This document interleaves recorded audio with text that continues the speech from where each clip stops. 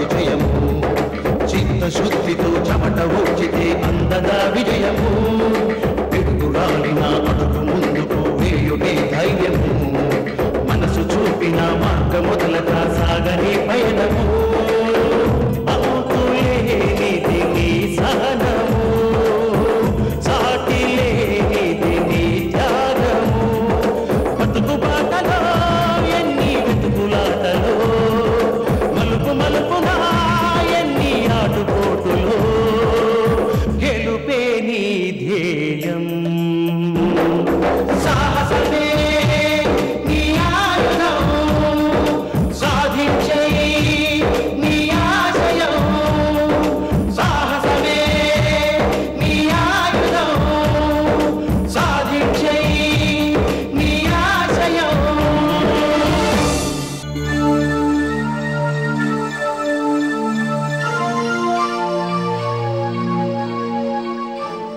ఏమండి టిఫిన్ చెద్దురుగాని రండి. వద్దు, నేను రాను. ఏ టిఫిన్ భోజనం ఏది నాకు చేయాలనిపించడం లేదు. అదేమిటండి అలా అంటారు? నాకు నిజం తెలిసే వరకు నేను పచ్చి మంచినీళ్ళు కూడా ముట్టను. నన్ను విసిగించకుండా మర్యాదగా నిజం చెప్పు. బార్ దగ్గర కనిపించింది నువ్వే కదా? నేను కాదని ఎన్నిసార్లు చెప్పాలండి? నమ్మను, నేను నమ్మను. మిమ్మల్ని నమ్మించడం ఎలాగో నాకు తెలియడం లేదండి. బార్ దగ్గరికి రావాల్సిన అవసరం నాకే ఉంది. ఒకవేళ ఏదో ఒక పని మీద అటు వచ్చానే అనుకోండి, మీరు ఎవరోనన్నట్టు నాటుకు వాడాల్సిన అవసరం నాకే ఉంది. సీత, నువ్వేదో ప్లాన్ చేసి ఉంటావు. అది నా దగ్గర దాస్తున్నావు. నాకు తెలియకుండా ఉండటానికి నువ్వు మొండికెత్తావు. అక్కడికొచ్చింది నువ్వు కాదని వాదించినంత మాత్రాన నేను నమ్ముతాననుకున్నావా? నా కళ్ళని మనసుని మోసం చేయలేవు. అక్కడికొచ్చింది ముమ్మాటికి నువ్వే నువ్వే నువ్వే నువ్వే. మీరలా అంటే నేనేం చెప్పగలను? నేను కాదని నిరూపించడానికి నాకేం చేయాలో తోచడం లేదు. మళ్ళీ అదే మాట. నువ్వు నిజం చెప్పేంతవరకు నీ చేతి మంచినీళ్ళు కూడా తాగను. ఈ మొహం నాకు చూపించుకో. Get out. ఏమండి, ఖాళీగా కూర్చొని మీకు మతిస్థిమితం తప్పిందా?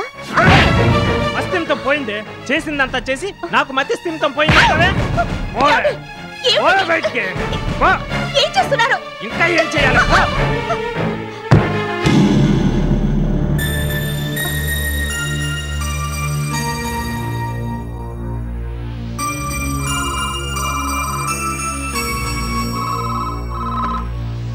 హలో, ఎవరు మాట్లాడేది? సీత. హాయ్ సీత, ఎలాగున్నావు? ఇంతకీ నువ్వెవరు? వాయిస్ గుర్తుపట్టలేదా? నేను బాబుని, బంగారు బాబుని, సింగపూర్ బంగారు బాబుని. దేనికి ఫోన్ చేశావు? ఏంటి అంత కటువుగా మాట్లాడుతున్నావు చెల్లెమ్మ? నిన్ను కలవాలని ఝాన్సీతో సహా మీ ఇంటికి వచ్చాను. మీ అన్నపూర్ణ ముసలమ్మ గుమ్మం దగ్గర అడ్డుపడింది, నిన్ను కలవనీయకుండా చేసింది. మీ నాన్న మండపాక బలరాం కలిసాడు. నువ్వు నన్ను అర్జెంటుగా కలవాల్సిన విషయం మీ నాన్నకి చెప్పాను. మరి ఆయన నీతో చెప్పాడో లేదో నాకు తెలియదు, కానీ నువ్వు మాత్రం నేను చెప్పిన టైంకి రాలేదు. కావాలనే హ్యాండ్ ఇచ్చావా? అంటే నేనంటే నీకు అస్సలు భయం లేకుండా పోయిందన్నమాట. చూడు చెల్లి, ఇప్పటిదాకా నా సింగపూర్ వీక్నెస్ తో నీకు లొంగి ఉన్నాను. నీకు భయపడుతూ నీ చేతిలో కీలుబొమ్మనయ్యాను. నువ్వు చెప్పిందల్లా చేస్తూ వచ్చానే. నన్ను నమ్మించి దెబ్బతీసావు, జైలుకు పంపించావు. ఇప్పుడు జైలు శిక్ష ఫుల్గా అనుభవించి వచ్చేసాను. ఇక నువ్వు అంటే నాకు భయం లేదు, గౌరవం లేదు. కానీ నువ్వు మాత్రం ఇక నుంచి నన్ను చూసి భయపడాలి. షాక్ అయ్యావా చెల్లి? అవక తప్పదు. నీ తెలివి ఇంటి వరకే పరిమితం. కానీ నేను దేశదెమ్మర్ని, సింగపూర్లో జాదుగా పేరు మోసొచ్చిన వాడిని.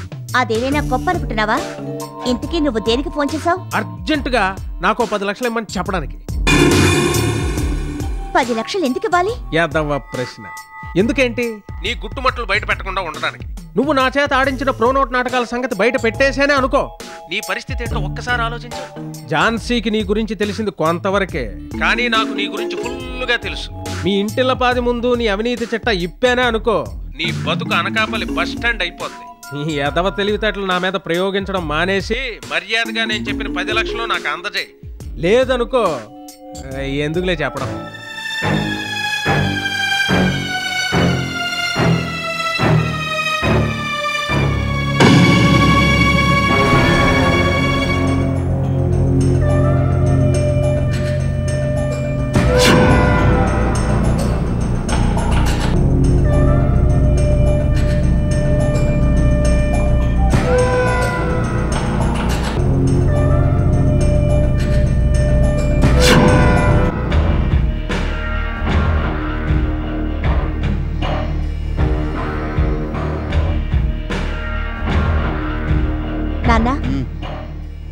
ఆ ముసల్ది అదే ఆ అన్నపూర్ణ హాల్లో ఉంది.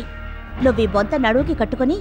ఏమిటమ్మా ఈ డబ్బులు నగలు ఇచ్చి నా అకౌంట్ సెటిల్ చేసి నన్ను బయటికి పంపించేస్తున్నావా? మందుబుర్రని ఇంతకన్నా మంచి ఆలోచనలు నీకెక్కడి నుంచి వస్తాయి?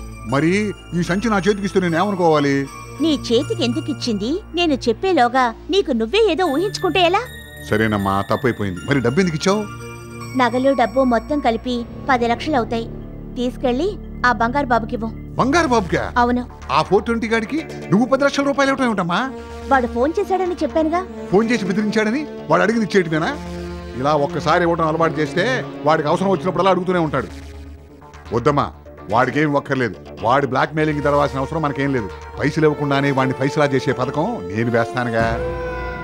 అంటే వాణ్ణి చంపేస్తావా? వెళ్ళి వాణ్ణి వాడి వెనుకున్న ఝాన్సీని జంట హత్యలు చెయ్యి. మాట్లాడితే చాలు చంపేస్తాను అంటావు. పవిత్ర హత్య విషయంలో ప్రమాదం నుంచి బయటపడ్డానికి ఎంత కష్టపడ్డావో మర్చిపోయావా? నీ బురదపాము బుసలు పక్కన పెట్టి ముందు నేను చెప్పినట్టు చెయ్యి. తర్వాత ఏం చేయాలో నేను చెప్తాను. ఏం చెప్పటమో ఏంటో, చూస్తూ 10 లక్షల రూపాయలు ఆడి చేతికి ఇవ్వటానికి నా మనసు ఒప్పట్లేదు. పెళ్లి చెప్పింది చెయ్యి. ఇలా పట్టుకు చెప్తాను.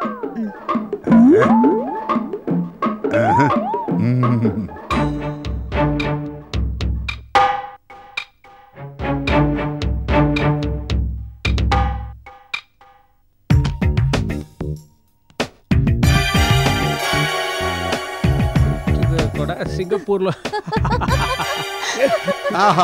చూడముచ్చటైన జంట.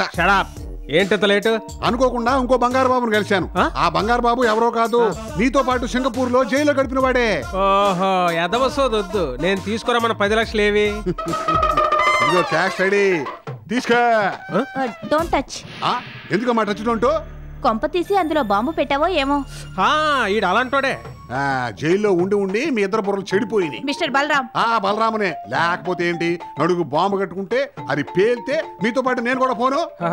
తను పోయినా పర్లేదు కానీ ఎదట వాళ్ళు మాత్రం బతకూడదని మానవ బాంబులా మారిపోయిన వాళ్ళు ఎంతమంది లేరు? వారి మీ అనుమానాలు తాగలబాడా. ఇదిగో చూడు క్యాష్ చూడు చూసుకో. నేను చెప్తానుండు.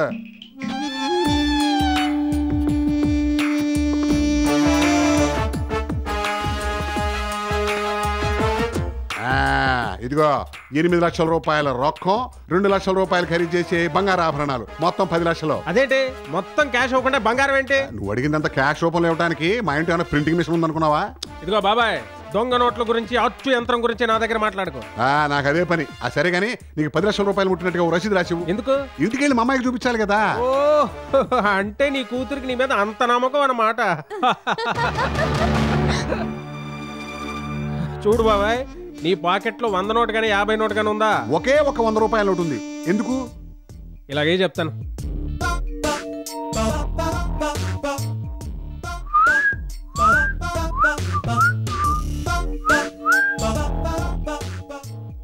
Received 10 by BB. ఈ బీబీ ఏంటబ్బాయ్? బీబీ బంగారు బాబు. అదే రసీదు, తీసుకెళ్ళి. మహాప్రసాదం. ఒక్కకే టైం వచ్చినప్పుడు నాకు మాత్రం టైం రాదా? ఏంటి కూసా? అబ్బే నీ గురించి కదబ్బాయ్. ఇదిగో బేర్రో, బీబీ గారి ఖాతాలో ఒక లార్జ్. ఝాన్సీ, ఒక్క ఫోన్ కాల్ కొట్టేసరికి 10 లక్షలు ఎలా పరిగెత్తుకుంటూ వచ్చావు చూసావా? ఒక్క ఖాతా సొమ్ము జమ చేసుకుందాం. ఇంకా జయకృష్ణ, నాయుడు, బాలాజీ, ఇందు వగేరా వగేరాలు ఉన్నారు కదా, వీళ్ళందరికి ఒక్కో ఫోన్ కాల్ కొట్టి మనిషికి 10 లక్షల చొప్పున గుంజామే అనుకో, లైఫ్ లో ఏ ఆర్థిక సమస్య లేకుండా హ్యాపీగా సెటిల్ అయిపోవచ్చు. సో నేను చెప్పినట్టు నువ్వు ఫాలో అయిపో. నీ మాస్టర్ ప్లాన్ మిస్టరీ తెలియక నేనే తొందరపడ్డాను. You are correct. You are great బంగారు. యా. ఈ బలరాం లాగా కలకాలం బతికే కంటే ఆ బంగారు బాబు గారిలాగా 6 నెలలు బతికితే చాలు. ఊరివీడి దుంప తెగ నా దగ్గర సిగరెట్ పేకలు అడుక్కున్నాడు, నాకే స్టీల్ కొడుతున్నాడే. ఏంటైనా నాలో నేనే మాట్లాడుకుంటున్నాను కదా అని చెప్పి ఏదో ఎర్రోడు అనుకుంటున్నావా? పిచ్చోడా, ఇదేనయ్యా ఈ రోజుల్లో టీవీ సీరియల్స్ లో వచ్చే స్టైల్. వెళ్ళి నీ పని చూసుకో.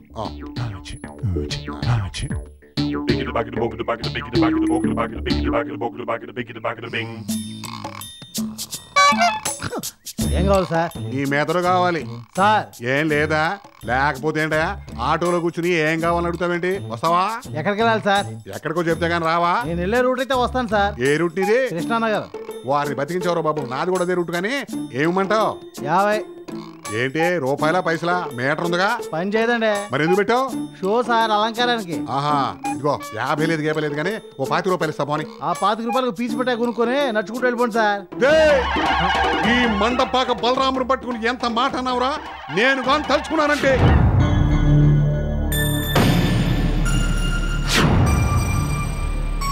ఏంటి సీత ఇక్కడికి వచ్చిందేంటి? సీత, అమ్మా సీత, అమ్మా సీత, సీత, సీత, సీత, సీత. ఏంటిది? ఎంత పిలిచినా కూడా వినిపించుకోకుండా వెళ్ళిపోతుంది. గొంతు పగిలేలా అరిచాను, కనీసం తిరిగి చూడకుండా కూడా వెళ్ళిపోతుంది. అర్థమైంది, అర్థమైంది. నేను ఆ బంగారు బాబు గారికి డబ్బు నగలు ఇచ్చానో లేదో తెలుసుకుందామని సిఐడి వర్క్ చేయడానికి వచ్చిందన్నమాట. సీత, కన్న తండ్రిని నన్నే అనుమానిస్తావా? నీ సంగతి చెప్తా చెప్తా. సీత, సీత, సీత, ఇక్కడున్నాను.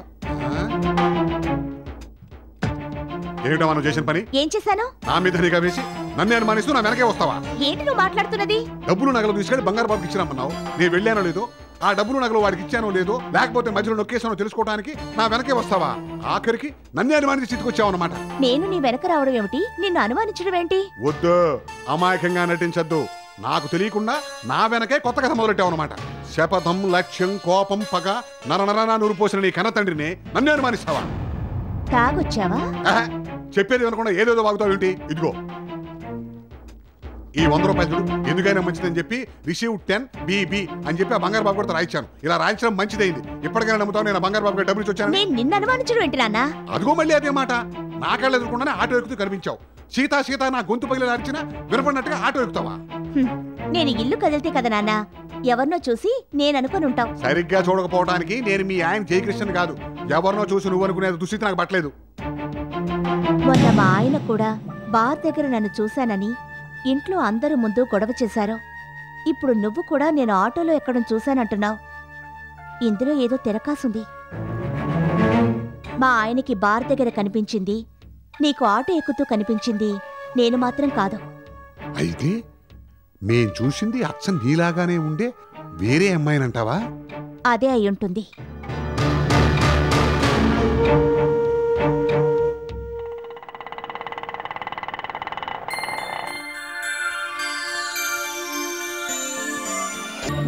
మాల్ని పోవడంతో ఈ ఇంటికి పట్టిన పీడ విరగడైంది అనుకుంటే మళ్ళీ ఈ తల్లి కూతుర్లు ఇద్దరు తయారయ్యారా? మాయదారి సంతట, మాయదారి సంతట.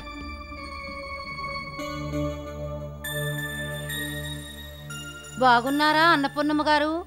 బాగానే ఉన్నాం. మీరెలా ఉన్నారు? నా పెద్ద కూతురు అర్ధాంతరంగా పోయింది. నా బాధలు ఎవరితో చెప్పుకున్నా ఆర్చేదెవరు, తీర్చేదెవరు? పోయినోళ్ళందరూ మంచోళ్ళమ్మా. అంటే నేను చెడ్డదాన్నేనా? ఏదో మాట వరుస కన్నాను గాని దీనికి ఉడుక్కోవడం దేనికి? మీకు ఉడికించడం బాగా అలవాటు కదా. ఏమిటే అన్నావు?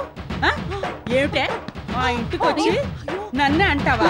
నిన్ను అయ్యో అమ్మమ్మ అమ్మమ్మ ఆగమ్మా. అసలు నీకు బుద్ధుందా?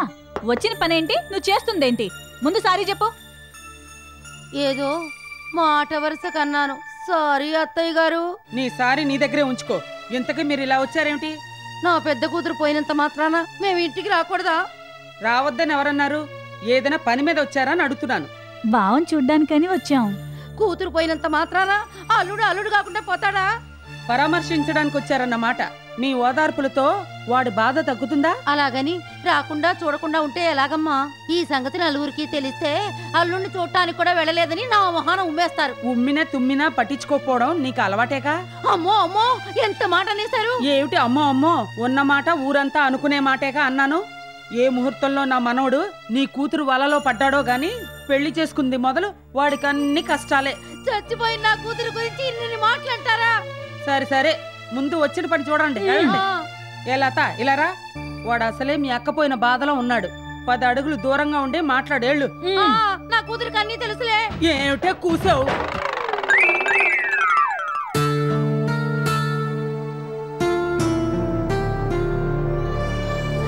అల్లుడు అన్యాయం జరిగిపోయింది అల్లుడు ఘోరం జరిగిపోయింది అల్లుడు నువ్వు మమ్మల్ని మమ్మల్ని దిక్కుమాల చావు చచ్చిపోయింది అల్లుడు మిమ్మల్ని ఇద్దరిని చిలక గోరింకల్లాగా గువ్వల జంటలాగా చూసి నేనెంతో మురిసిపోయాను అల్లుడు నువ్వు మా అల్లుడు కావటం పూర్వజన్మ సుకృతమని తెగ పొంగిపోయేదాన్ని మా అల్లుడు మేలిం బంగారం సుగుణాలు కుప్ప ముచ్చపు చిప్ప అంటూ మా ఇరుగు పొరుగు వాళ్ళతో నీ గురించి గొప్పలు చెప్పుకునేదాన్ని మీ జంటను చూసి ఎవరికో కళ్ళు కుట్టాయి ఎవరిది ఇష్టం మీకు తగిలింది అందుకే గూట్లోంచి ఒక గువ్వ ఎగిరిపోయింది నువ్వు తోడలేని వాడివైపోయావు మనకొచ్చిన కష్టం పగ వాళ్ళకు కూడా రాకూడదు అల్లుడు గుండెలు పగిలేలా ఏడుస్తున్నావయ్యా మాల్ని మీద బెంగతో నువ్వేమైపోతావు అనే బెంగ నాకు లతికి పట్టుకుందయ్యా అందుకే నేను చూద్దామని వచ్చావయ్యా అయ్యో అమ్మా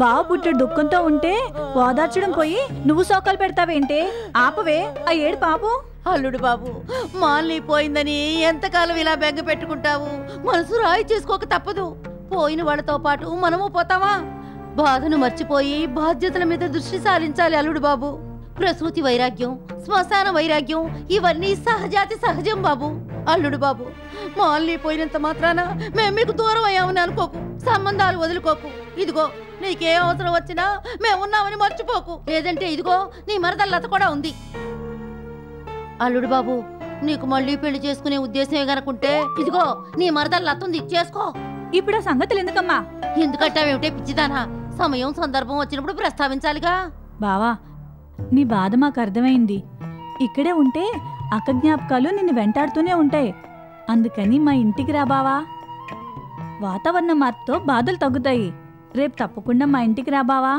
వస్తావు కదూ నువ్వు ఇంతగా పిలిచాక రాకుండా ఎలా ఉంటాడు అల్లుడు మరి మేము వెళ్ళిరామా రావే వెళదాం బావా తప్పకుండా వస్తావు కదూ వెళ్ళొస్తామే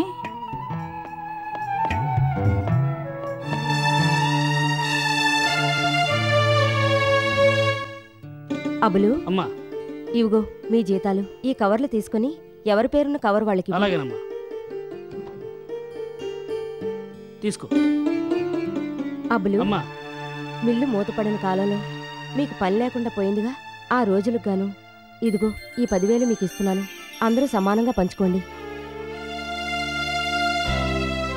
తీసుకో అబులు చాలా సంతోషం అమ్మా మీ సాయం మేము ఎప్పుడు మర్చిపోలేమండే నేను మీ నుంచి ఆశించేది కృతజ్ఞతలు కాదు పనితనం అమ్మా ఇది మా మిల్లమ్మా మా సొంత మిల్లు లాంటిది బద్దకించకుండా ఒళ్ళోంచి పనిచేస్తాం మీరు చూస్తూ ఉండండి వచ్చే సంవత్సరం ఇదే రోజుకి మన మిల్లే సిటీ మొత్తంలో నెంబర్ 1 అవుతుంది అవునమ్మా నమస్కారం మేడం నమస్కారం వాట్ ఏ సర్ప్రైజ్ మీరు ఇక్కడున్నారండి మేడం ఇది మా మిల్లే మై గుడ్నెస్ ఇది మీ మిల్లా అవును మీరేంటి ఇలా వచ్చారు ఉద్యోగం కోసం మేనేజర్ కోసం మీరు వెతుకుతున్నారని తెలిసి మీరేదో ఉద్యోగం చేస్తున్నారు కదండి ఏం ఉద్యోగం అది ఒక ఉద్యోగమేనా పేరుకి ఎగ్జిక్యూటివ్ పోస్ట్ కానీ చేయాల్సిందేమో స్మగ్లింగ్